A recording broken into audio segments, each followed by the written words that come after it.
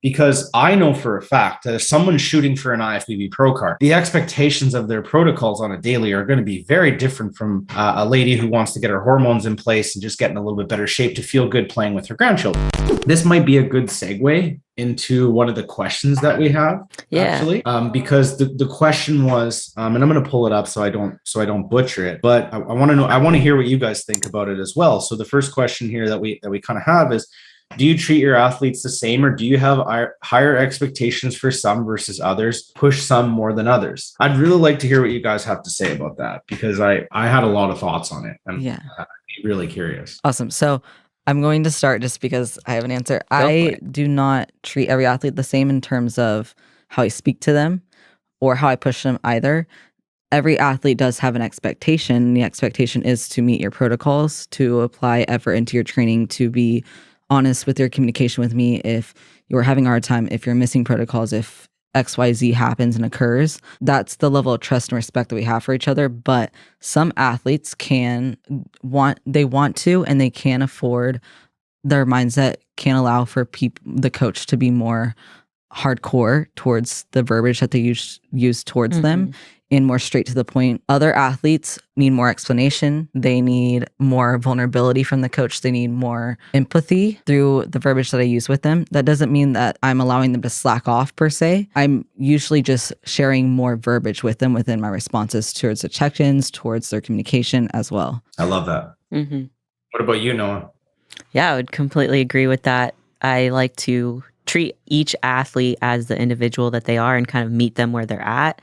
And if that means that I need to adjust my style of communication, then I will. But I think I would agree with you across the board. The expectation and the standard that I hold is that you are executing. And if you're unable to execute, you're communicating that with me so that we can come up with a way that allows you to succeed. That makes total sense to me. And thank you guys for being honest, because I've found that this question, or type of question, I've heard it asked before. And I feel like most people are full of shit, professionals, coaches, to be honest, because, and I think I know why they're doing it. They use this answer, that one of these type of answers that doesn't really contain an answer.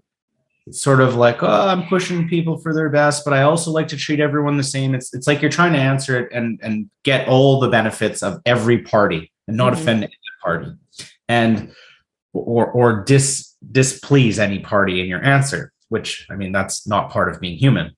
The other thing is, I think that it gives them cheap moralistic value that doesn't exist, because it's kind of like your parents saying, I treat everyone the same, all my kids the same, which they absolutely do not. Psychologically, it's not possible. Parents like certain children more than others. That's a whole nother conversation. It's like absolutely super common. And anyone who has siblings knows that 1,000%. I would watch my grandfather and my dad and his brother. And I was like 12 years old when I figured this out. They're like, oh, my grandpa likes hanging out with my uncle better. It has nothing to do with love. That's a separate conversation. It's just that my grandfather and my uncle saw the world through a closer lens that was more related, therefore had more fun together. They were less disagreeable. Human nature, you can't remove that. It's like, if someone doesn't make me feel the best when I hang out with them, regardless of what like genetic relation they are to me, it's going to matter, right? So first off, it is human nature to treat people, I think, as the individuals that they are. And I think that where this question can be broken apart is and I sound like an old broken record, and it's the only analogy I've ever come up with that seemed to make sense. So when I'm building a map for someone, how we load that information into the map and what we load into the map is how we end up treating and setting those expectations. Because I know for a fact that if someone's shooting for an IFBB pro card, the expectations of their protocols on a daily are going to be very different from a lady who wants to get her hormones in place and just get in a little bit better shape to feel good playing with her grandchildren. However, I look at that map, we talk about the distance we have to cover, we talk about the terrain we have to cover, and some of the skill sets, both mind and body, that need to be acquired on that path.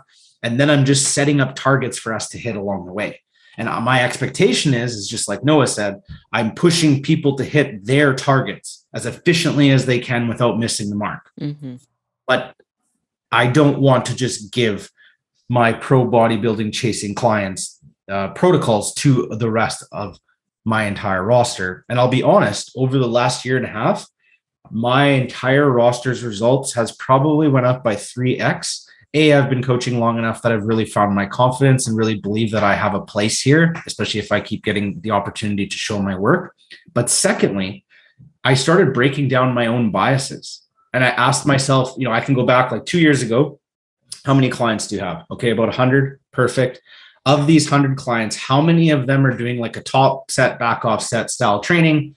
And I went like 95%. Of that 100 people, what a percent are people that actually like want to be bodybuilders necessarily? And at that time, it was like 25%. Now it's probably more like 60 or 70. But I realized like, well, that's stupid. I'm trying to make these people give me what I want out of my coaching experience instead of what I can give for them. And it's not, and yes, I want to be doing that type of programming, coaching, and working with more of those people, but that's going to come from me doing the right thing now, not necessarily just kind of making people go through a blind system that doesn't necessarily fit them. And the more I started moving away from all these biases, whether that be dieting biases, training biases, all of my clients' results went up, including the competitors. So I think treating people as individuals is very important. Yes.